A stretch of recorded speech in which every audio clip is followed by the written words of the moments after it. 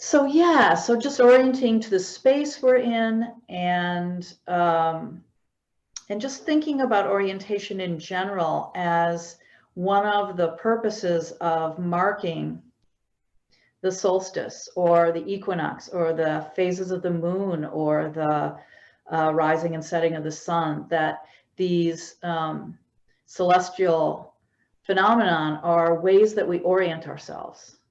And when we're well oriented and in balance, we relax. And when we can relax, we're happier. So being disoriented for most of this year, right? We know what that feels like. And so we're thinking about the solstice as a type of orientation. And one of the things that I invite us to do as we're listening either to me or each other, and certainly to ourselves, is to really settle. So a little invocation for our time together. Still me until I hear the heartbeat. Quiet me until I feel the breathing. Make me one with the rhythms. Move me to the cadence of love.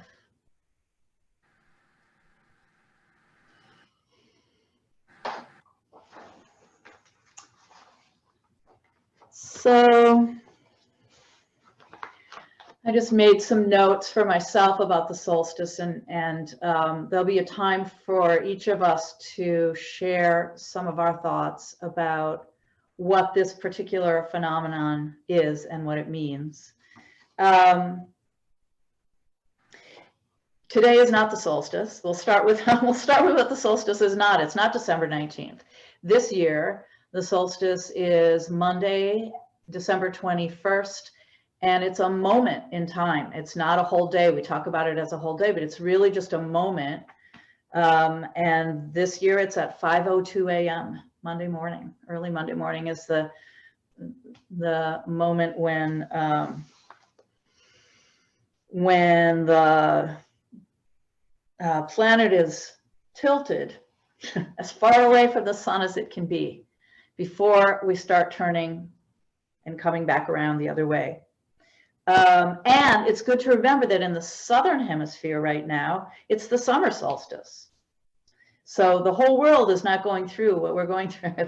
We're not the only game in town. So it's just good to remember that balance. So even as we're having this extreme long night, our friends in Australia, for example, are sweating and having a really long day.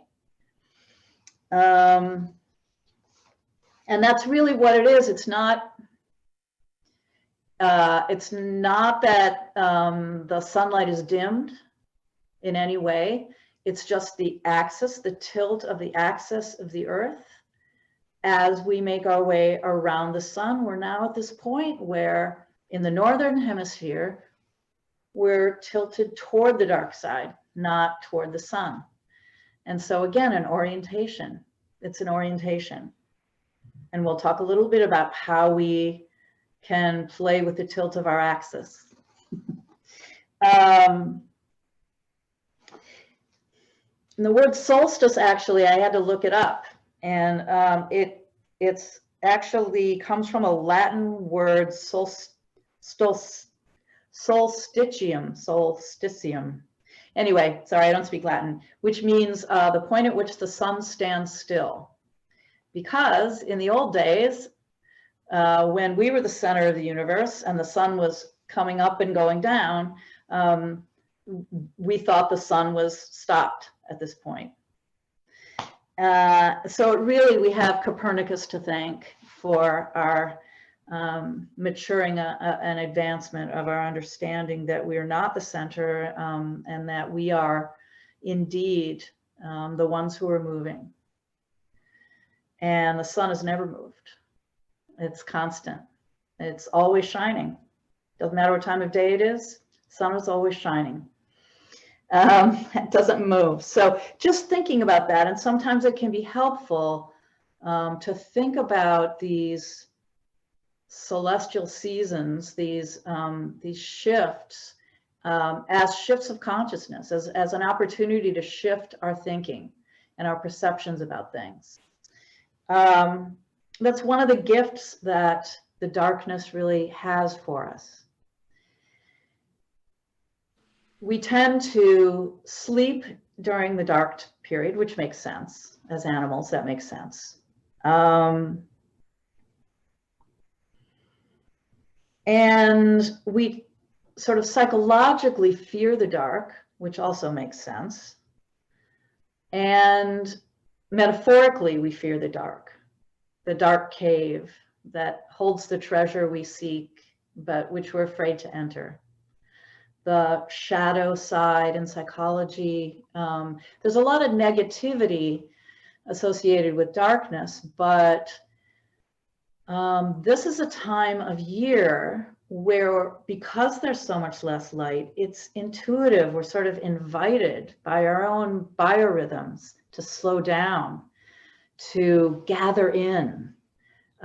This is a time where yin energy is at its peak, which is a receptive, feminine, dark kind of place, womb-like, actually. And many, many people talk about the solstice, both the summer solstice, but also especially the winter solstice, as this sort of liminal place, this borderline between the womb and the tomb. You know, that there's this life, and of course Christianity has made full use of this idea with the celebrating the birth of Jesus, that was somebody, you know, this person that was born to die, as we all are.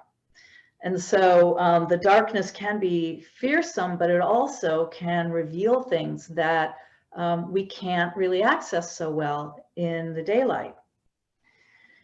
It's kind of interesting that, like with Christmas and everything, and Hanukkah and all these, you know, all the many December holidays, December and January holidays, at a time when you want to be sort of moving inward and quieting down and being contemplative, and that's what the energy is kind of encouraging, hibernation, that sort of thing.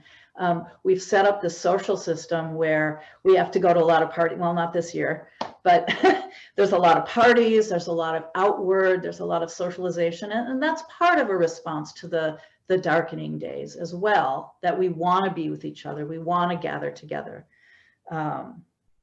But it can sometimes be a bit of a tension between all this extra stuff I have to do for the holidays and just wanting to rest more, go in, see what's happening. So, you know, we often talk about it as a balance, and with the equinoxes, it seems obvious, an equal amount of light and day in the fall and spring. With the solstices, it's not really balanced. It's as though the pendulum has swung all the way to one side, and it's this pivoting point, that little moment of pause before the pendulum starts coming back the other way. It's a really lovely balancing point. So it's that kind of balance, not an equalization, but that poised right before you change your direction. And in Alexander technique, we play with this a lot. Maybe there'll be time for that today. And so, you know, 2020 has really been about nothing but pivoting, right? Learning to be responsive, learning to change on a dime, or accept the fact that, oh, I thought we were going this way, now we're going that way. So it's a particularly interesting time. But the other thing that's so interesting to me about nighttime is that everything looks a little bit different. Right, so the moon comes up, and the moon is really, you know, the ruler of the night, the way the sun is the ruler of the day. And yet the moon is like this yin dark energy. It's receptive and reflective. So the moon doesn't radiate light. It doesn't have any light of its own. It can only reflect sunlight. So even at night, we're seeing sunlight. We just think of it as moonlight. But it's a very interesting silvery kind of light. If you think about moonlight, if you've ever walked around your neighborhood, if the moon is full on a bright night, you can see things pretty well, but they look really different. Colors are different, tones are different, textures look different, shadows, and there's just a lot of different angles all held in this, moonlight. And so when we go within, when we meditate or do any kind of contemplative process, a lot of times what we see is like looking with moonlight. Things are familiar, and yet we're seeing them differently. They look a little bit different. There's a kind of dreamlike quality to what we see in the dark, right? So when you go to sleep and have dreams, these dreams often reveal truths in ways that are unusual. The familiar looks a little bit unfamiliar. So we get a different vision of our lives.